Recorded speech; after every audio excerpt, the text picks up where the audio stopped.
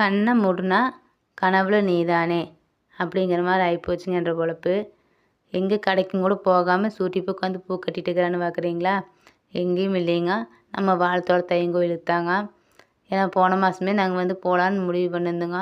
போன மாதத்துக்கு முன்னத்த மாதம் பார்த்திங்கன்னா ஒரு 2 டைம் வந்து விஷப்பூச்சி கண்ணில் தட்டுப்பட்டு இருந்தது. எப்பவுமே பூச்சி கண்ணில் தட்டுப்பட்டால் உடனே நம்ம என்ன நினைப்போம், அது வாழத்தோட தையங்கோயிலுக்கு போகணும்னு தான் நினைப்போம். சரி அப்படித்தான் நாங்களும் நினச்சோம். சரி பூச்சி 2, 3 டைம் கண்ணுக்கு தட்டுப்பட்டுருச்சு.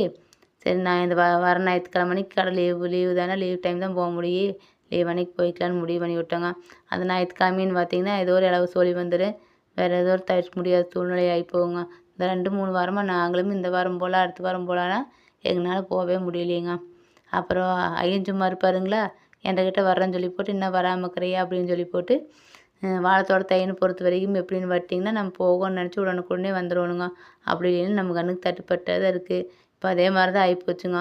இந்த 2 நாளாக தொடர்ந்து பார்த்திங்கன்னா கண்ணாடி விரியம்பாம்பு ஒன்று நம்ம காம்பவுண்டுக்கு வெளியே நைட் ஆனால் வந்து பில்லு முன்னால் இருக்குதுங்க. அந்த பில்லுக்குள்ளே வந்து தங்கிக்குதுங்க. காலையில் சூரிய ஒளி பட்டதுமே அது எந்திரிச்சு மறுபடியும் அங்கே போகிறக்க ஆரம்பிச்சிருது. முதல் நாள் எங்கள் வீட்டுக்காரர் பார்த்துட்டாரு. அப்புறம் 2வது நாள் வந்து அவர் கூப்பிட்டு எங்கிட்ட காமிச்சார். பசங்கள்லேருந்து எல்லாருமே பார்த்தோம். ஆனால் கண்ணாடி விரியும் பாம்புக்கு வந்து காது கேட்காதுன்னு சொல்கிறாங்க. ஆனால் நாங்கள் பாம்பு பார்த்ததுமே எல்லாத்துக்கும் கொஞ்சம் பதட்டமாகி நம்ம கொஞ்சம் சத்தம் போடுவோம்ல, அங்கே இருக்குது அங்கே இருக்குதுன்னு. அதே மாதிரி நாங்கள் ஒன்றுக்குள்ள ஒன்று பேசுகிறப்போ சின்னவன் பார்த்து கத்திட்டானுங்க, பயந்துட்டு அதை பார்த்து. ஆனால் அது உடனே எந்திரிச்சு கிளம்புறக்கு ஆரம்பிச்சிருச்சு. அப்புறம் அந்த நைட்டு வந்து சின்னவன் வந்து எங்கள் வீட்டில் தூங்கவே இல்லை. ஆத்தா வீட்டுக்கு போகிறேன்ட்டு போயிட்டானுங்க. நைட் நாங்கள் இங்கே படுத்து தூங்கினாலும் எங்களுக்கு கனவுல ஃபுல்லாக பாம்பாகவே தாங்க கனவுல வந்துச்சு. சரி இன்றைக்கி விடக்கூடாது, நாளைக்கு காலையில் லீவ் விட்டு கையோடு போயிட்டே வந்துடுவோன்னு அப்படின்னு சொல்லிட்டு ஐயன் கோயிலுக்கு புறப்பட்டு வந்துட்டுங்க.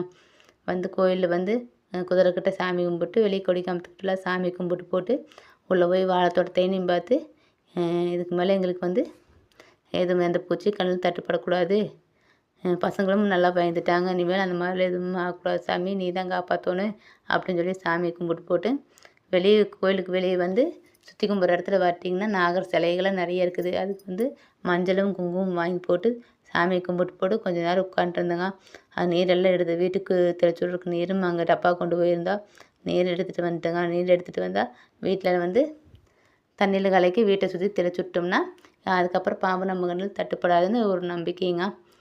அதனால் நீரும் எடுத்துட்டேங்க. எடுத்துகிட்டு நீ புறப்பட்டாத்தா நம்ம நீ ஸ்கூலுக்கு போகிற கரெக்டாக இருக்கும், ஜஸ்ட் வந்து ஸ்கூல் விட்ருவாங்க.